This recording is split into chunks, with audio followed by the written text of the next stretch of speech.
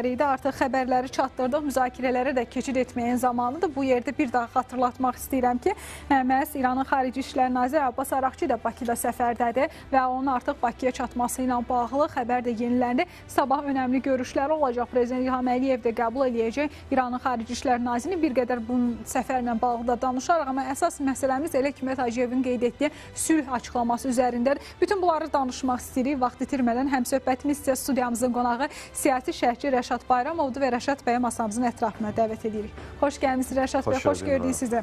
Rəşad bəy, Hikmət Hacıyevin açıqlamasını təqdim etdiyi Nikol Paşinyanın açıqlaması da diqqət çəkirdi. İlk olaraq istəyirəm ki, sülhlə bağlı prezident köməkçisinin Dohadan verdiyi mesajdan danışaq. Əslində Azərbaycanın mövqeyidir, dəfələrlə artıq həm 5 il müddətində, həm də 8 avqustdan sonra daha çox səsləndirdiyimiz fikirlərdir ki, biz Ermənistan hökuməti ilə yox, Ermənistan xalqı ilə bu sülhü imzalayacaq. Bizim üçün önəmli məsələ odur. Ona görə etimad quruculuğu üzərində bu qədər çox dayanırıq və ona görə artıq görüşlər, təmaslar baş verir.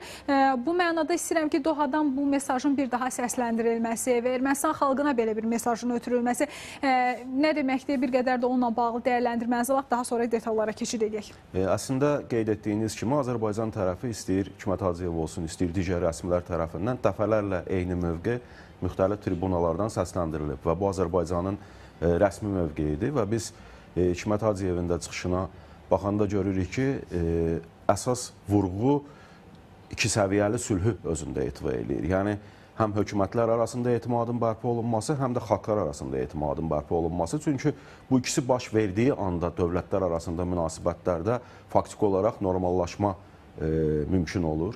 Əgər hökumətlər arası münasibətlərin bərpa olunması, belə deyək, post-münaqişə dövründə təhlükəsizlik arxitekturasının qurulmasını özündə etibar edirsə, xalqlar arasında münasibətlərin bərpa olunması uzun müddətli dayanıqlı sülhün əldə edilməsini özündə etibar edir və o baxımdan təbii ki, hər ikisi olduqca vacibdir və o da vacibdir ki, bütün bunlar faktiki olaraq Ermənistan dövləti adından qəbul olunmuş olsun. Yəni, bu günləri Ermənistan hakimiyyətinin bu və ya digər şəkildə Azərbaycanın sülh təşəbbüslərinə dəstək verib, sabahları hakimiyyət dəyişikliyi və yaxud da digər bir halda yenidən problemlərin ortaya çıxmaması üçün təbii ki, bizim indidən bu problemlərin ortadan qaldırılması və iki dövlətin bir-biri ilə müqaviləsi səviyyəsinə gətirib çatdırılması lazımdır. O baxımdan Hikmət Hacıyevin də açıqlaması tamamilə məntiqlidir və vurğu da tamamilə düzgün qoyulubdur. Çünki Azərbaycan tərəfinin mövqeyi hər zaman belə olub ki, biz heç bir halda, belə deyək, Paşinyanla müqavilə imzalamırıq. Biz Paşinyanın öhdəlikləri yox, Ermənistanın özünün öhdəlikləri götürməsi fonunda sülhə nail olmaq istəyirik. Çünki yeganə və dayanıqlı sülhün yeganə təminatı məhz bundan keçir. Təbii ki, orada digər olduqca vacib məqamlar da var idi Dohadan verilən mesajlarda. Bu da xüsusilə də ayrı-ayrı qüvvələrin sülhə mane olma təşəbbüsləri ilə bağlı olan məsələ idi. Təbii ki, bu mesajda qüvvələr deyəndə konkret dövlət, fərd və yaxud da hansısa, belə deyək, qruplar və s. nəzərdə tutulmur. Yəni, bunların kompleksi nəzərdə tutulur. Çünki həqiqətən də müxtəlif səviyyəli maneçilik törətmək istəyən qrupların olduğu ortadadır. Bunun biri Ermənistan daxilində siyasi qüvvələrdir, hansılar ki, heç bir halda sülhün əldə olunmasını qəbul etmək istəmirlər. Bunu Ermənistanın, belə deyək, kapitulyasiyası, Ermənistanın ərazilərinin itkiləri olaraq təqdim etməyə cəhdlər edirlər. Bu qüvvələr əsasən keçmiş hakimiyyətdə olan və revanşist mövqenin daşıyıcıları olan qüvvələrdir ki, burada Hikmət Hacıyevin mesajında birinci, belə deyək, vurğu məhz onların üzərinə qoyulurdu. Amma bu da tək deyil. Bundan başqa biz bilirik ki, uzun müddətli bir dövr ərzində, yəni münaqişənin davam etdiyi dövr ərzində bundan fayda götürən ayrı-ayrı iqtisadi, siyasi şəbəkələr də mövcuddur. Yəni, Ermənistana silah satışını təmin edən qüvvələr var, belə deyək, kölgə iqtisadiyyatın formalaşmasını təmin edən qüvvələr var. Hətta kifayət qədər yaxşı bildiyimiz kimi bu münaqişə fonunda işğal altında olan ərazilərdən narkotik vasitələrin istifadəsi üçün faydalanan qruplar var idi və s. var idi. Və üçüncüsü də regionda özünün maraqlarını təmin etmək istəyən ayrı-ayrı dövlətlərdən söhbət gedir ki, ona görə də burada konkret belə deyək, ad çəkmədən Hikmət Hacıyev vurğunu məhz bütün bu qrupların üzərinə qoydu və təbii ki, bu günləri bu qrupların hamısının maneələrini dəf etməkdə yenə də böyük ölçüdə Ermənistanın üzərinə düşür. Çünki məsuliyyət yükünü daşıyan ölkə Ermənistan olmalıdır əslində. Bir digər məsələ də Ermənistanın üzərinə yük düşən məsələ də prezidentin köməkçisi vurğuladı ki, biz xalqlarımızı sülhə hazırlamalıyıq. Azərbaycan tərəfinə ümumiyyətlə sülhün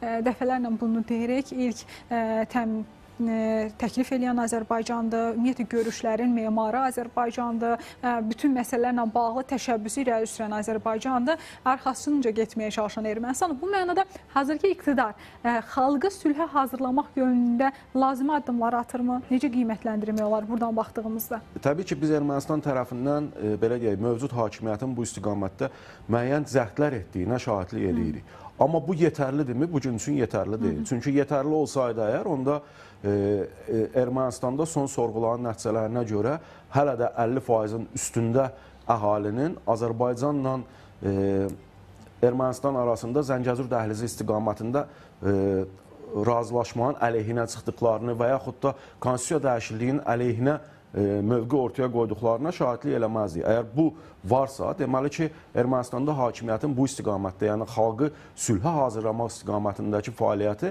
hələ də yetərli deyil. Adi bir misal deyək, biz yaxın dövr ərzində həm Azərbaycanda bir sıra qeyri-hökumət təşkilatı nümayəndələrinin Ermənistana səfərinə, həm də Ermənistandan olan Vətəndaş Cəmiyyəti İnstitutu nümayəndələrinin Azərbaycana səfərinə baxdıq. Hər iki ölkənin sosial şəbəkə segmentində bu səfərlərə adicə münasibəti biz oturub təhlil eləyəndə görürük ki, Ermənistanda bununla bağlı necə böyük ajitaj, həmin şəxsləri vətən xaini və s. adlandırmaq kimi nümunələrə biz şahidlik etdik. Bu da o deməkdir ki, Ermənistan cəmiyyəti hələ də böyük ölçüdə sülhə hazır deyil. Amma məsələ burasındadır ki, bu günləri Paşinyan seçki qabağı kampaniyaya məhz Azərbaycanla sülh sənədi üzərində gedir.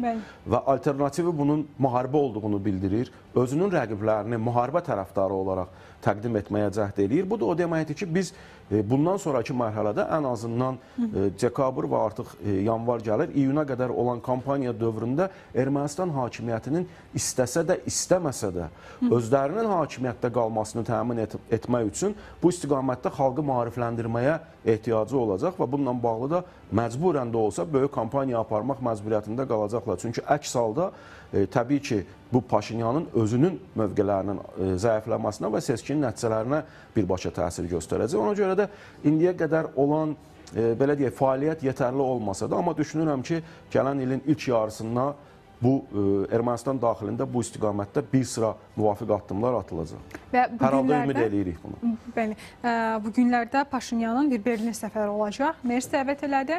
Həmçinin öncəsində Mers prezident İlham Əliyevə də zəng etmişdi və ölkə başçısına da bənzər təkliflə çıxış etdi və ümumiyyətlə öncə Azərbaycan-Ermənistan sülh müqaviləsi, sülh gündəliyi ilə bağlı müzakirələr aparılmışdı və bu Paşinyanla Berlindəki görüşündə ana xətti elə Azərbaycan-Ermənistan sülhü olacağı deyilir. Bəli, yeni bir Berlində masa mı qurulur və bu masa tam olaraq belə deyək, nə nəticələrə gətirib çıxarda bilər? Yəni Azərbaycan-Ermənistan bir çox məsələlərdə artıq vasitəçisiz irəliləyir və çox da yaxşı nəticələr əldə olunub. Bunu həqiqətən də yaxşı adlandıra biləcəyimiz nəticələrdir və onları görürük.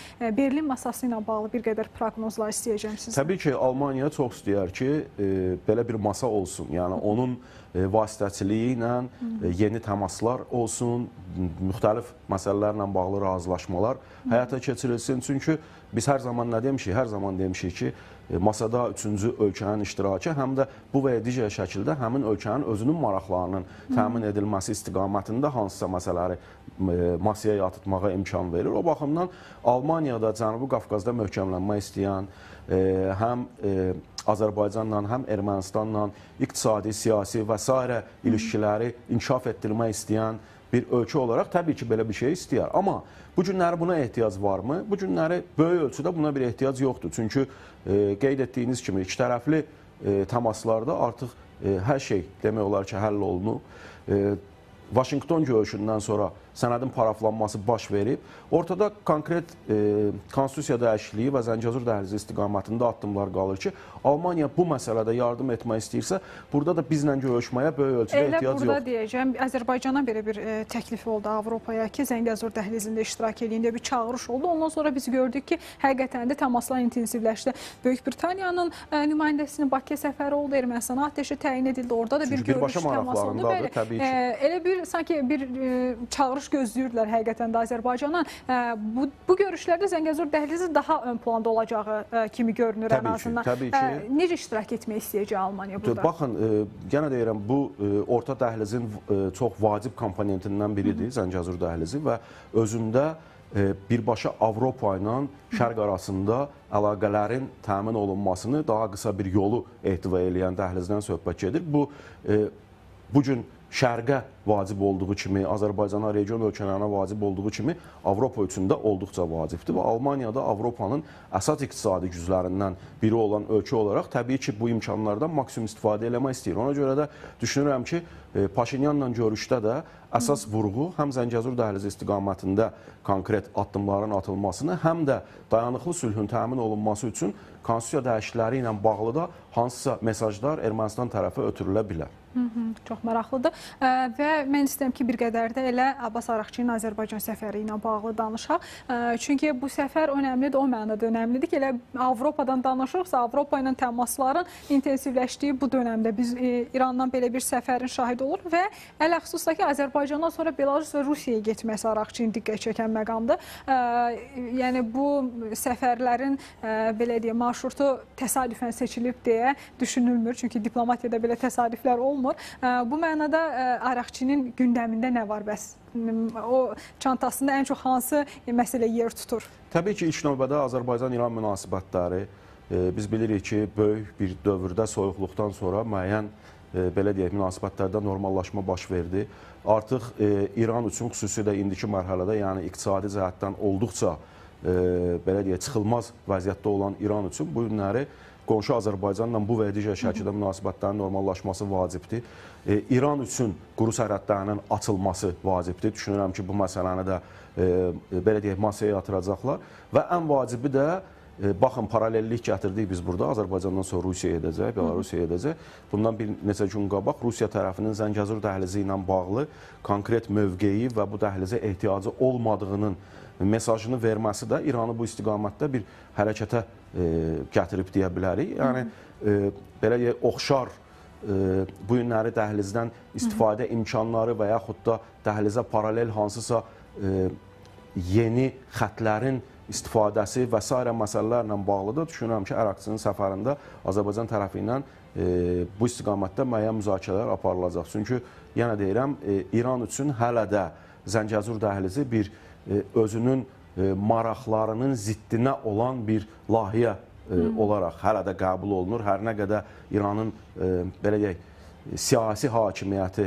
bu məsələ ilə bağlı müsbət mövqedə olsa da, amma Sepah kimi və dini hakimiyyət kimi qurumların bu istiqamətdə mövqeləri hələ də mənfidir. O baxımdan bu məsələlərin də təbii ki, müzakirəsi olacaq, amma burada Azərbaycan tərəfinin mövqeyi tam şəffafdır, tam açıqdır.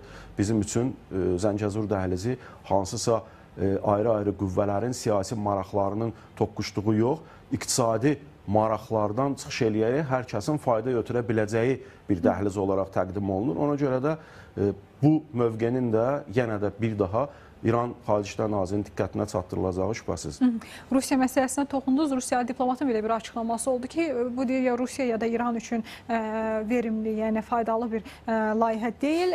Əslində yer almaq istəyir Rusiya tərəfi. Yer almaq yox da daha çox təsir etmək istəyir. Siz özünüz də qeyd etdiniz ki, bu açıqlamalardan sonra Araqçının da səfər qərarı heç də təsadüfi deyil. Biz görürük, yəni İranın istədiyi təmin olunub deyə bilərik. O mənada ki, İranın yolu kəsilməyəcək deyə bir təminat verildi Ermənistan tərəfindən. Amma Rusiya ilə bağlı bir qədər açıq qalan məsələlər var. Ən çox da nəzarət məsələsində Rusiya hələ də öz təsir uşaqlarından istifadə etməyə çalışır. Bu mənada bəs Rusiyanın gələcəkdə nə kimi təmasları ola bilər və yaxud da ki, Araqçı Rusiya ilə bağlı məsələləri danışa bilərmi? Burada maraqlı bir şey var. Yəni Rusiya tərəfi 2020-ci ilin 10 noyabrında o 9-cu bəndin altında imza atanda bunun yolların açılmasının bütün region ölkələri, o cümlədən Rusiya üçün iqtisadi fayda gətirəcəyini bəyan eləyirdi. Bəli. Amma indi mən yoxamsa, artıq bu əhəmiyyətsiz bir şeydir və iqtisadi fayda gətirməyəcək kimi bəyanatlarla çıxış eləyir ki, gülüncdür. Yəni dünən verdikləri, belə deyək, ortaya qoyduqları mövqeni bu günləri faktiki olaraq təksib eləyirlər. Təbii ki, bu istiqamətdə müttəfiq, Rusiyanın müttəfiqi qismində çıxış eləyən ölkə İrandır. Yəni hər ikisinin bu və ya digər şəkildə oxşar maraqları var Zəngəzur dəhlizi üzərində və təbii Özləri də ki, açıqlama vermişlər, bərabər addımlayırıq. və bu istiqamətdə də yenidən təmasların olacağı Ermənistana təzyiq üçün birgə hansısa mexanizmlərin və s.